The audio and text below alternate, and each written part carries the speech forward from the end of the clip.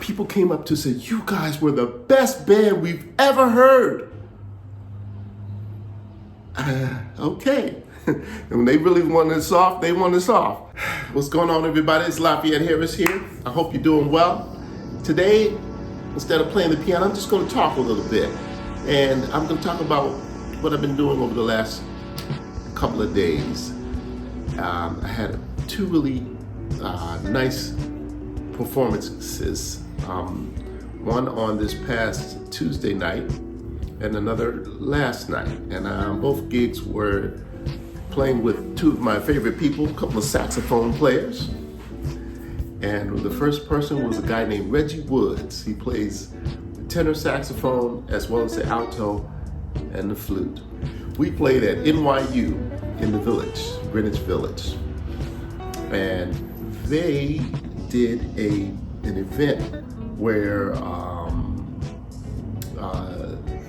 they celebrated the covers of all the different versions of that book. I guess they must have the largest collection of Lewis Carroll, who's the author, books anywhere in the world. And so we performed the song Alice in Wonderland. I think we played it maybe twice. And it was a really nice gig because first of all, we don't play that song Alice in Wonderland that much. Bill Evans kind of was known for playing it, kind of made it kind of popular. And Oscar Peterson has a fabulous version of it. I love to hear him play it. But it's definitely not a song that, you know, you're gonna call on the jam session. Let's do Alice in Wonderland. What? Nah.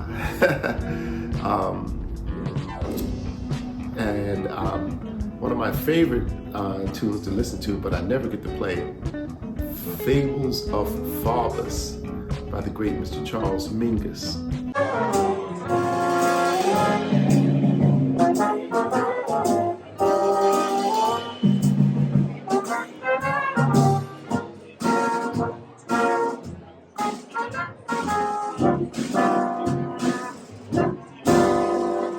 It was a gig that you could normally do with just a trio, you know, guitar, bass, and drums, or piano, bass, and drums, keyboard. Or if you're a horn player, you know, you add that horn player, you're the leader, or you know, you can knock off one of those other musicians, you know, the bass player or the drummer, and just, you know, go for it with the three of you, because people were talking and eating snacks, and it didn't require a sophisticated setup. Besides, they wanted it really soft. It's always a problem to play soft at these parties. As a matter of fact, I remember playing at a party, and there was drums, keyboard. I had my keyboard and the bass player, and they wanted it so soft that we just turned all the way down to like 1, just a little bit above 0. And sometimes we weren't even playing. We looked like we were playing. We were like touching the keys, you know? So I can go over here to the piano key.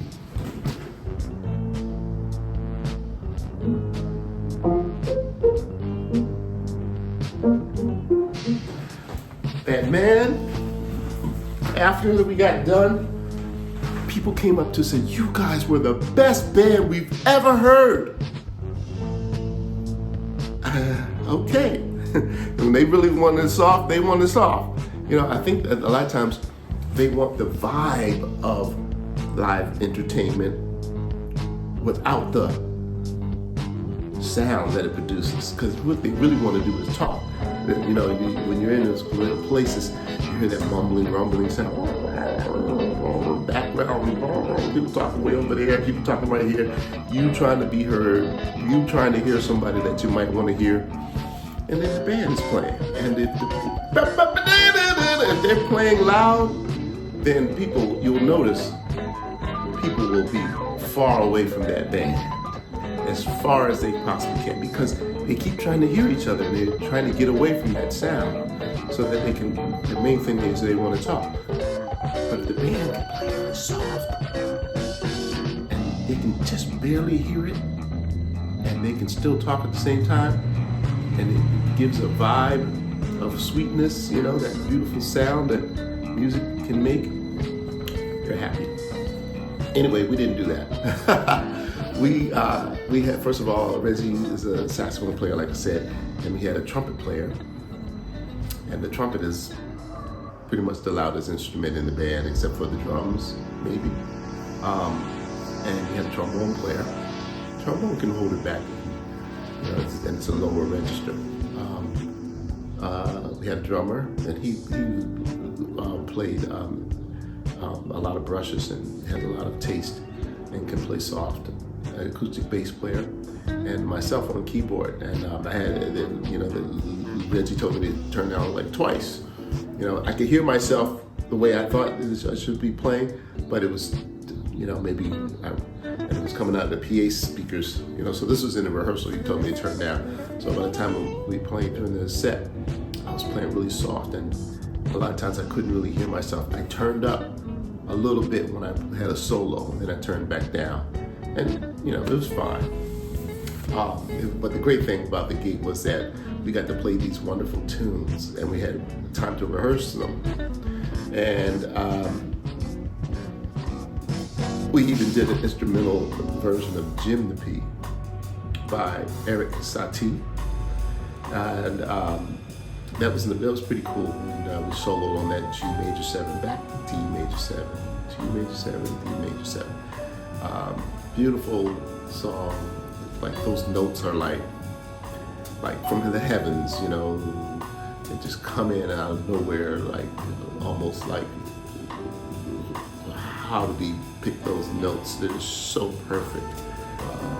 A little bit of struggle to stay with the form though, because you know there's some parts where it's just one measure, and then it goes to another part where it's 2 measures, and you know, and in general with our music, jazz music, we kind of group our things in 4 measures here and 2 measures there, and 8 measures, and every now and then we'll have an added 2 measures, but rarely that awkward, you know, 8 measures plus 1 to make 9. It would have to be a song that the melody demands that, you know.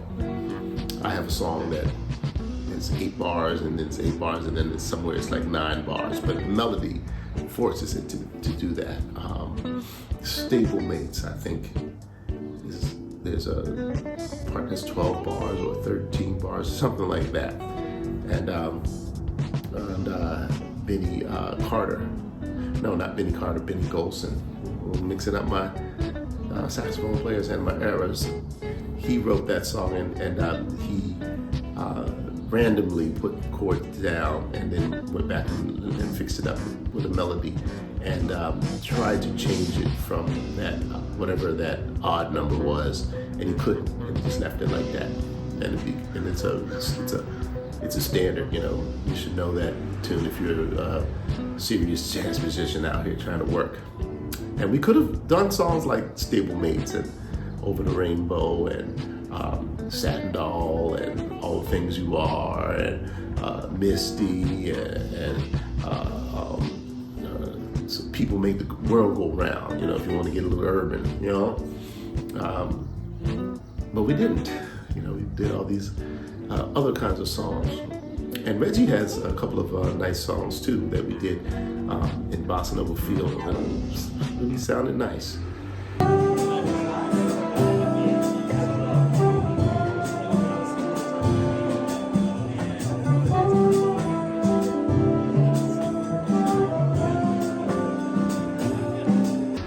He should record that all those tunes. He should make it and put it into a record. Okay, what else? I even did a couple of interviewed Reggie. Go, tell me your name, who you are, where you from, what you about? Hey, what's happening, man? Reggie Woods, born and raised in New York City, one of the few musicians born and raised in New York City, Jamaica, Queens, all the funk cats are from, you know. I'm here at NYU with a small ensemble. We're going to be doing a selection of music in supporting Alice in Wonderland. So we got that song and a bunch of songs that kind of fit that category. Got a trombone with me, a trumpet, guitar, and we're ready to rock the house. Good to see y'all. Peace and love. Interviewed Alvester, the drummer. Interviewed Dion, the trombone player. Mr. Jump Cables. I know, right? Okay. This is crazy. My name is Alvester Garnett. I play drums. Just played a wonderful gig with Lafayette with Reggie Woods. We had a ball. The reason I'm holding jumper cables is because my car has the bungee cords to wrap up my drums, and my car is in the shop. So I drove my wife's car, and she had these jumper cables, and I'm improvising and making this work. Okay. Tying them up with these jumper cables. Okay. There you go, man. Well, I appreciate you, man. Thank you, man. Appreciate you, bro. It was fun to play with you, as always. Yeah, beautiful, man. That was awesome. We had a good time, man. That was swinging. That's for sure, man. Tasty. Yep. Turn it on, man. Push play. Dion Tucker here, trombone player from Miami, living in New York City. We're at the NYU library today. Had a great gig with Reggie Woods. Great to see my man Lafayette Harris and all the other cats in the house. I know this will be history someday, so thanks for making history with me, Laf. Appreciate you, brother. My brother, thank you. Yeah. Thank you. That was it. I didn't get to get to the other 3 or 4 musicians. I should have. Next time. And speaking of musicians, last night I played with the great Houston Person, a guy who I've known since the 80s, and so glad to say around 2008, I finally started working with him regularly in the band with Ernestine Anderson. And from there, after she stopped performing, which was around the year 2013, I'd say, shortly after that, I started doing gigs with Houston and eventually became his regular pianist. And yeah, we've done like 4. I've done like 4 jazz cruises with him, 5. Would have been the 5th one this past January, but he was ill. And as a matter of fact, he'd been ill since the middle of December. So he hadn't been out to play in 3 months. And so yesterday, we did it. Me and him, just duo. And it was for Cobi Narita. And we memorialized her. This was the opportunity to give the memorial service. And had a great turnout. Of course, Cobi is so popular and so helpful, was so helpful to musicians and those who knew about it. Many people didn't. I talked to some friends today that said I would have been there if they'd have known, and I didn't send out a e-blast or anything. Well, I couldn't because I didn't know I was going to be there myself. I wasn't going to be there. Houston Person called me on Monday, asked me what I'm doing tomorrow, which would have been Tuesday, and I said I couldn't make it because I had the gig with Reggie. And then someone else called and asked was I going to the Cobi's thing, and I said I can't. I'm busy tomorrow. Blah blah blah. It's Wednesday. What? Oh, okay. So I was able to call Houston back, and boom, yeah, Houston says cool. So. Of course, hanging over my head was the thought of those taxes, and I did go ahead and cram myself, focus on doing those taxes, and I went to my accountant and knocked it out, and going to get some money back. So happy, and then I made it up there to see in time to see Houston in the dressing room. We looked at the songs, and I said we'll do this, and went on set. Sat down and waited for our turn to play. And a lot of wonderful musicians got up to perform, tap dancers, and we knew that Kenny Barron was going to come up and play. And wow, it's always just amazing to hear my former teacher, get up there and play some solo piano, you know.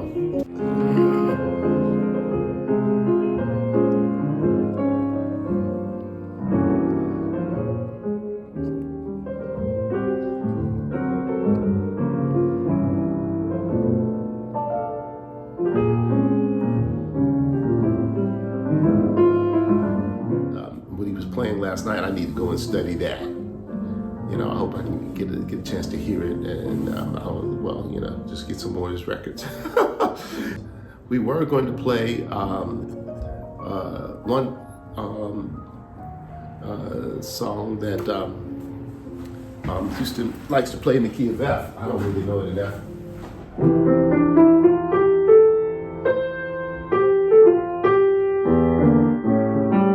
There'll never be another you. And there was a tap dancer and singer up there, and they were swinging something really hard, and we were kind of like juiced by what they were doing. He used to say, "Man, maybe we don't have to do that. We should do you know, something, you know, rock me to sleep." And I said, "Yeah, let's do it. And so we canceled, you know, this tune, and we just started out with "Rock Me to Sleep," and then we knew that we were going to go into the way we were. You know, Barbra Streisand made it famous, and I want to say maybe it was the Four Tops who covered it. A really wonderful black male singing group, the Manhattans. I want to say back in the '80s when I was in Baltimore, and with the band Life Unlimited, Willie and Rodney and Jeffrey and Milton and Myrtle, Dawn Morsley. And Janelle, yeah, that's you know, back in Baltimore. That's my hometown. So yeah, I already knew the way we were, and you know, pulled out my little chart from Houston Person's book. You know, I even brought the whole book, which is this thick, but I didn't need it. It's like a safety crutch, you know. And I felt so many things, you know. I was thinking about Houston and his health and him being able to come out and play, and thinking about Cobi, who, you know, lived to be 97, and my mom, who passed away at 79 back in 2020. My dad, who's doing fine and is almost as old as Houston. He's 88, Houston is 89. And then, you know, thinking about, you know, all eyes on Houston and all eyes on me, you know, because it's you know, you're on the spotlight. And I was thinking, I couldn't help but think about, wow, the Jelly's Last Jam show that I had done recently was so much pressure, and I felt all that stress, and everything was, but I was able to get my hands and fingers to move the way they needed to move, and afterwards I went and hung out a little bit in the backstage area with Houston and some of the other musicians, and shook a lot of people's hands, and it was great to see a lot of people. And you know, you're cramming this whole lifetime into what? We got there at 6 o'clock, and then we're out sort of like by 9:30. You know, 97-year-old person in 3 hours, baby, and wrapping up. Let's get out of here, else we're gonna have to pay for the building for another hour, another $500.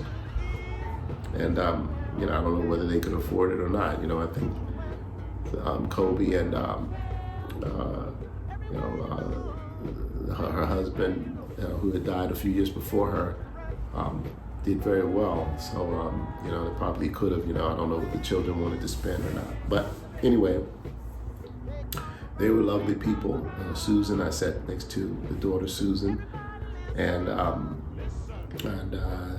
think she said she has 4 other sisters, and then her brother was doing most of the talking, all the talking really. No, not all of it. A lot of people came up and told their little story, and some people just came up and played, didn't say a word, like Houston, and that's what he likes to do, and I love that myself. Okay, so that's me today, and I'm gonna see you next time, okay?